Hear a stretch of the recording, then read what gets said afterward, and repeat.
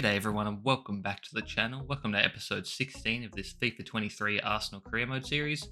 Make sure to drop a like, comment and subscribe if you enjoy, it really helps me out, and go and check out the previous episodes to see how we got here. But in today's episode, this is actually going to be the second last episode of Season 1, so next episode will be the finale of Season 1, that is. And in this episode we've got the second leg of the Europa League against Barcelona. We're already up 3-0 on aggregate, so we just have to take care of the job and we'll be in the final, probably against Manchester United. I believe it was Manchester United against Sevilla. And then a few more Premier League games to go. But yeah, let's get into this Europa League second leg here. Great result against Barcelona at their home ground, so we just have to take care of business now.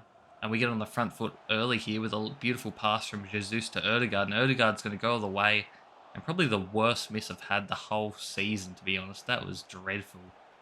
It was on his right foot, so I can give him a little bit of a pass, but I can't really, not of his quality. But now it's Barcelona's turn. They get it forward to Lewandowski, but Ramsdale makes a big save. Thought he was possibly offside, but he wasn't. And just like that, we go into the second half, because there wasn't really many chances other than that. And Saka should be scoring there, but Ter Stegen with a good save. And Saka has been kept out. But we've definitely done a good job so far, not conceding. And as long as we don't concede, we won't lose. So that's all we have to do. But Lewandowski now gets in, but Ramsdale again with another great save. And Ramsdale had a great game. I just didn't want to fill this game all with his save highlights if it wasn't needed. But you see that he does another one there. Barcelona kept coming, but Ramsdale was up to the task. And it's still 0-0 with just under 20 minutes to play yet. And we've got him on the counter here. Jesus goes right by his man. I think it was Koundé who goes sliding and misses. And Jesus thumps one into the back of the net. He's not going to miss a one-on-one, especially a guy of his quality and his form. Top Premier League goal scorer by a mile as well, getting the job done in the Europa League as well. You see the stats there. We kind of did play a bit more defensive than usual. You see Barca did have more shots and a little bit more XG, but it was a pretty even game and we just managed to get the job done, and now we're in the Europa League final, so we do have a chance of at least one trophy, if not two. As you see there, Manchester United do get the job done pretty easily, and it's going to be an England Europa League final, Arsenal v Manchester United, in the next episode, which will be a great game. As you see here, the table, Liverpool have a big game against Nottingham Forest where they can extend their lead. They have a game in hand there, but you see Manchester United 1 point above us in the table as well. But if we just win our remaining 3 games, there's still a chance we can do something. There's still a chance we can steal this title. I think it's always been Liverpool or Manchester United on top the whole time. And this game we're going into is against Aston Villa. You would have seen just before we got into this match, a few of our players are lacking fitness, but there's only a few games to go, so I'm not going to be changing around the lineup. I'm just going to play them, and if they get dead tired, I'm just going to sub them out. But yeah, against Aston Villa, against the former goalkeeper of our club, Emi Martinez, not very liked amongst the fan base anymore, that's for sure.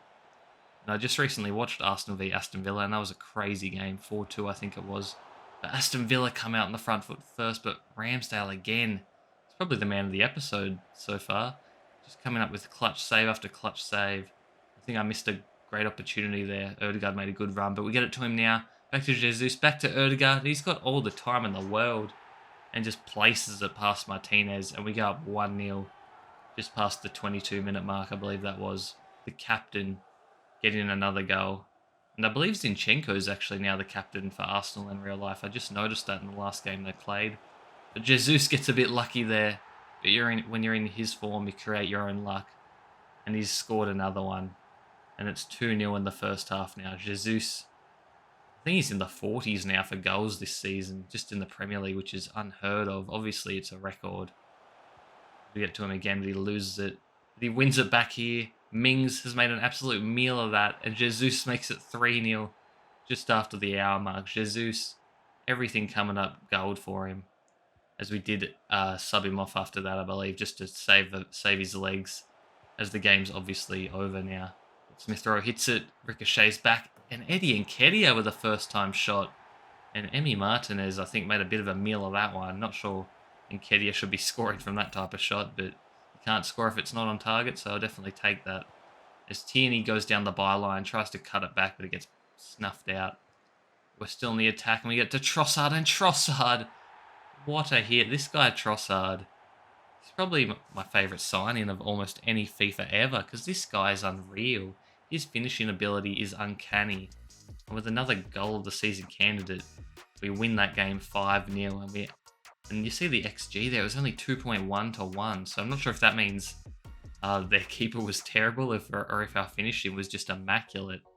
Probably a bit of both, but yeah, those stats are a little bit insane there. 5 goals from an XG of 2. You see some results from around the grounds, and you see there Manchester United actually lost a game there. So that gives us hope in the title chase, but it really just comes down to Liverpool now, I think. As we have Southampton now, you see there we're second, only 1 point behind Liverpool though, so I think Liverpool must have slipped up as well. And you see there we have the goal difference advantage, so I think if we do tie on points at the end, it goes to goal difference. So if we equal on points, we're going to win the league. But we are going to have to rely on Liverpool to slip up again. But going up against Southampton now, their captain James Ward-Prowse, I think they're probably going to get relegated in real life. James Ward-Prowse would be an interesting addition to the squad, but I don't think he'd make the first team, especially after bringing in Declan Rice as well. He's probably going to start next season for Xhaka, I reckon. But Partey is getting up there in age, but he is only 30 at the same time, so he can definitely still play for a couple more years if I want him to. But yeah, you see Jesus' goal record there, just absolutely insane. I don't think anyone for quite a long time is going to break that. Even if I try my hardest with him next season, I'm not sure he'd be able to break that. But Southampton now, we're playing them at home, so should get another 3 points here. And Saka steals it from the defender there. And he plays it ahead to Martinelli, and Martinelli scores. Martinelli somehow ended up in the striker position there, not out in the left wing, but I definitely take that. And I feel like Martinelli's probably been a little bit more quiet than Jesus and Saka, I'd say, this season. But that's also because I tend to bring Trossard on for Martinelli late in the second half, so he doesn't get as much game time as the other two. But Jesus again scores again, I should say, and makes it 2-0 just after the 7-minute mark. And this game's looking like it's going to be easy work for us as Odegaard sees the run of Jesus, and Jesus is going to shoot and score again. And this game is turning ugly quickly for the Saints, as we are not taking this game for granted and our chance for granted, as we are going to make the most of it. And we still have a chance to win the title, so we have to go hard.